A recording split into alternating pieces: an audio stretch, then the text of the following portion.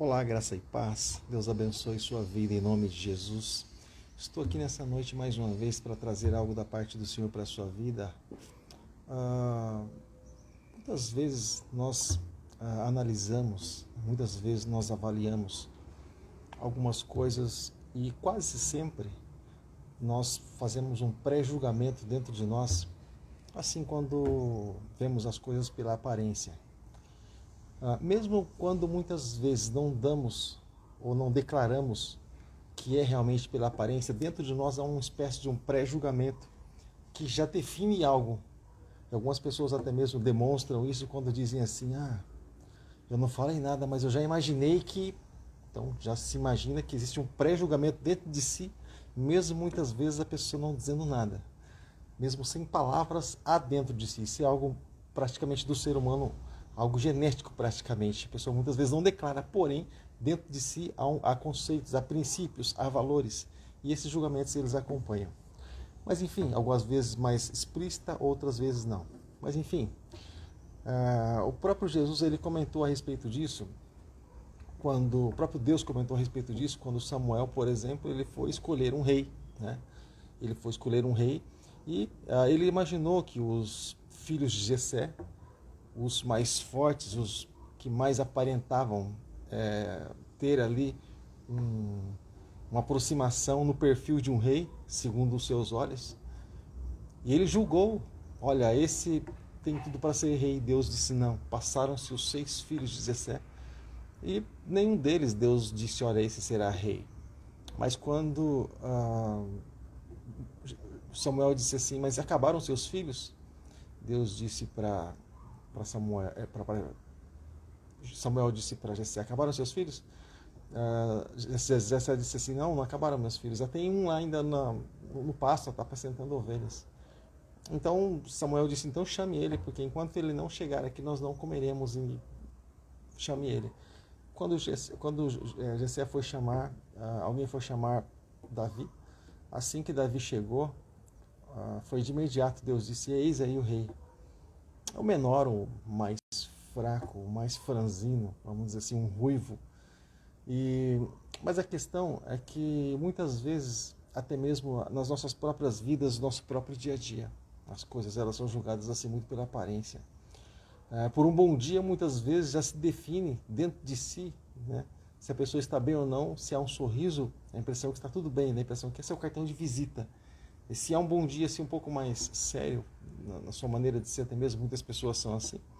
A pessoa já imagina, você está triste. Nem sempre é assim, nem sempre funciona assim. Às vezes as pessoas não querem muitas vezes expressar aquilo que tem dentro de si. E elas muitas vezes ficam retraídas, isso é muito comum de algumas pessoas aí. Mas o que eu quero dizer, querido, é que muitas coisas elas são ditas, elas são pré-julgadas antes até mesmo que elas venham a se constituir. Por quê? Porque nenhuma obra, guarda isso no teu coração, e essa é a palavra-chave que eu quero trazer para você nesse momento. Nenhuma obra, absolutamente nenhuma, você pode chegar a essa conclusão. Nenhuma obra ela é definida a não ser que ela seja construída, antes que ela seja construída. E por mais que você olhe, por exemplo, algumas plantas e alguns prédios, alguns edifícios, está lá a maquete, ela não é exatamente igual. Sempre os detalhes eles ficam para trás, sempre vai ficar algum detalhe iguais, eles não ficam. Então, nós sempre comentamos que, muitas vezes, por que eu quero dizer isso? Porque muitas vezes Deus está escrevendo uma história a respeito da vida de alguém. Né?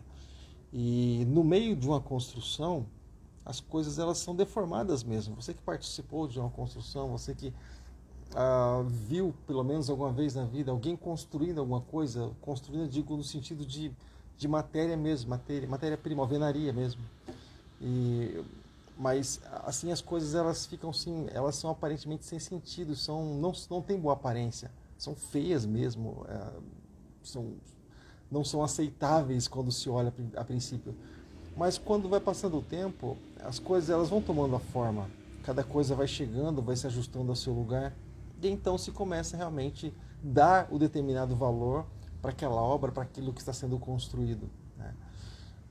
Mas nós entendemos que se nós olharmos para a palavra de Deus, o livro de Provérbios diz que o caminho do justo ou a vereda do justo, como dizem algumas tradições, é como a luz do amanhecer.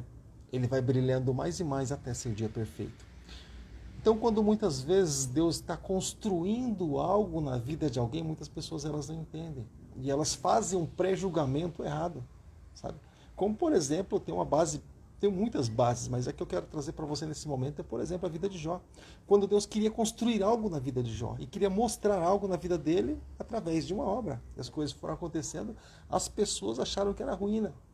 Na verdade, lá na frente, Jó entendeu realmente o que Deus queria mostrar para ele. E ele disse, olha, eu, depois da restituição, né, aliás, no momento ali em que houve aquele processo todo, de ele interceder pelos seus próprios amigos, e Deus disse assim a ele, e ele disse assim a Deus, antes eu te conhecia de ouvir falar, mas agora eu conheço de contigo andar. É uma canção do pastor Ademar de Campos. Mas, assim, a questão, querida, é que nós podemos olhar, dentre tantas coisas também, quando, por exemplo, o próprio Jesus, quando ele foi crucificado, né? A princípio acharam que era ruína, destruição. Estão destruindo, matando o Filho de Deus, aquela coisa toda. Mas não. Na verdade, Deus estava construindo uma ponte através de Jesus para que nós fôssemos salvos. Esse era o projeto de Deus. Para que o projeto de Deus viesse a acontecer, algo teria que ser sacrificado, para que essa ponte fosse ligada entre terra e céu e nós pudéssemos ter acesso a Deus em nome de Jesus Cristo. E muitas pessoas, infelizmente, não entendem. Talvez, por exemplo, hoje, Deus possa estar realizando uma obra na tua vida, e para que essa obra seja realizada, muitas vezes você tem que diminuir, você tem que passar por um processo de Deus para que realmente isso aconteça. Mas muitas pessoas às vezes não entendem. Elas já imaginam que algo que acontece para nós que não é de agrado dos nossos olhos ou de agrado dos olhos de outras pessoas, as pessoas imaginam que isso é um regresso. As pessoas acham que isso a pessoa está em pecado, a pessoa não está bem, a pessoa está em ruína, a pessoa está em falência. Querido, esquece. A construção e aquilo que está sendo construído é somente Deus e a pessoa é que sabe realmente o que está acontecendo. A construção, aquilo que está sendo construído, é somente Deus e a pessoa, Deus e o construtor, Deus e o restaurador, o Espírito Santo. Ele sabe realmente o que está acontecendo naquele momento. Então nem tudo que parece ser, nem tudo que parece ser é. Nem tudo que está diante dos nossos olhos é realmente aquilo que estamos enxergando, nem sempre. Eu sempre digo, os nossos olhos nos enganam, nossas vistas nos enganam muito. Muitas vezes olhamos algo, não parece bem ser isso. Quando Ezequiel olhou um vale de ossos secos, meu Deus, nem sei nem o que dizer, Senhor. Profetizaste, o Senhor disser, eu profetizo. Ou seja, então muitas vezes nos assusta, muitas coisas da maneira que Deus faz pela sabedoria de Deus, pela excelência de Deus, por aquilo que realmente Deus é. Mas não significa que é uma obra perdida, que é um recuo de maneira nenhuma, ou que é uma falência, que alguém está quebrado, ou que alguém está sendo destruído, ou que alguém está arruinado, de maneira nenhuma. De maneira nenhuma. Nós participamos aqui de um exemplo maravilhoso. Quando nós tínhamos aqui para fazer uma reforma aqui na construção, nós tínhamos uma casa pronta praticamente, de 4 cômodos enfim, banheiro, e enfim. A questão é que para algo maior ser feito naquele lugar, aquilo que existia precisou ir ao chão. Não ficou praticamente nada, absolutamente nada. Ou seja, para ser construído algo maior. Então, muitas vezes, para fazer algo maior nas nossas vidas, nós precisamos passar por algum processo onde muitas vezes, ou quase sempre, não entendemos o que está acontecendo. Mas nós só precisamos aprender a esperar no Senhor e a confiar no Senhor. Isso não é o suficiente. Eu acredito que muito mais difícil que esperar no Senhor e confiar no Senhor é muitas vezes ter que ouvir pessoas que não fazem parte desse projeto. E muitas vezes questionarem, muitas vezes levantando questões a respeito talvez da sua vida, por não entenderem aquilo que Deus está fazendo. Por elas acharem que Deus ele tem que fazer do jeito que você entende. Você está entendendo? Se for do jeito que eu entendo, eu sei que Deus está abençoando. Deus não é uniforme, Deus ele é multiforme, ele trabalha de muitas maneiras, inúmeras maneiras. Deus ele é o Senhor. Se ele quiser, ele começa do começo para o fim, do fim para o começo, do meio para os lados, enfim, vice-versa. Ele é o Senhor. Ele não pede autorização, ele faz e pronto, ele é Deus. Ele que manda em todas as coisas, ele é o dono de todas as coisas. Uma só palavra dele pode mudar todo o sistema. Uma só palavra do Senhor, como disse o centurião. Uma só palavra do Senhor pode fazer com que o meu criado seja curado, meu servo seja curado. E assim nas nossas vidas também. Uma palavra do Senhor pode fazer com que toda página da nossa vida ela venha virar, ela venha mudar e coisas venham acontecer ali. Porém, muitas vezes não é assim que Deus faz. Ele faz nós passarmos muitas vezes por processos para que nós venhamos realmente aprender a confiar e a descansar realmente nele. Como um filho, por exemplo, precisa aprender a confiar e descansar no pai. Se o pai falou, o filho precisa confiar. Às vezes não é tempo disso acontecer, mas é interessante e é extremamente importante que o filho venha realmente a confiar no pai. E você está disposto a confiar no pai? Nem sempre é fácil confiar no pai, porque normalmente nós aprendemos a confiar naquilo que nós entendemos, né? Ou naquilo que muitas vezes está fácil para nós, né? Naquilo que está acessível a nós. Normalmente nós confiamos assim. E é fácil confiar quando se está com controle nas mãos. Mas quando o controle não está nas mãos, é Deus que muda de canal, de frequência, de lado, de maneira de organização. É Deus que muda, Deus quem faz. Então, Deus ele está no controle de todas as coisas. Não pertence a nós dizer como, quando, que maneira, com que isso vai acontecer. Não compete a nós. Compete a nós simplesmente obedecer e compete a nós ali crermos no Senhor, porque Ele é poderoso para fazer infinitamente mais. Não importa por que vales o Senhor muitas vezes traça o caminho, não importa por que montes o Senhor traça o caminho ou por que desertos. O que importa é que a obra é de Deus e todas as coisas cooperam para o bem daqueles que amam a Ele. Então, se cooperam para o bem, não diz que todas as coisas boas cooperam, mas que todas as coisas que são boas aos nossos olhos, as coisas que não são boas aos nossos olhos. Eu estava vendo o pôr do sol esses dias e também o nascer do sol, e eu pensando assim nas coisas de Deus e na criação, né? E Deus dizendo, nascendo mais um dia, né? Deus dizendo, é bom, isso é bom, né? Mas assim, vai passando o tempo, muitas vezes as pessoas elas dizem assim, o dia começou bom, mas o dia não está muito bom, né? Mas a questão é que o dia é sempre bom para Deus. Para Deus o dia é sempre bom. Muitas vezes acontecem algumas coisas na nossa vida que nós gostaríamos que fossem diferentes. Mas para Deus o dia é bom. E muitas vezes Deus quer nos ensinar coisas diferentes naquele dia que nós gostaríamos de aprender de outra maneira. Mas é a maneira de Deus. Mas é como se nós quiséssemos programar a Deus como fazer e o que fazer na nossa própria vida. E Deus não trabalha assim, Deus não age assim. Nem no nosso tempo e nem da nossa maneira. E muitas vezes a pessoa diz assim, meu dia foi horrível. Horrível? A questão é, o que será que Deus ele pôde ensinar para mim nesse dia? O que eu pude aprender com o Senhor exatamente nesse dia? O que eu pude aprender? O que me aconteceu de desagradável e eu aprendi, e o que aconteceu de bom aos meus olhos eu aprendi nisso. Eu sei que em tudo Deus ensina. Eu sei que Deus ele não faz simplesmente nada por fazer. Deus não age simplesmente por agir. Em tudo Deus tem um propósito. Em cada coisa que existe no mundo, na natureza, nas nossas vidas, no nosso corpo, em tudo Deus tem um propósito. Em tudo, em todas as coisas. Ele é perfeito.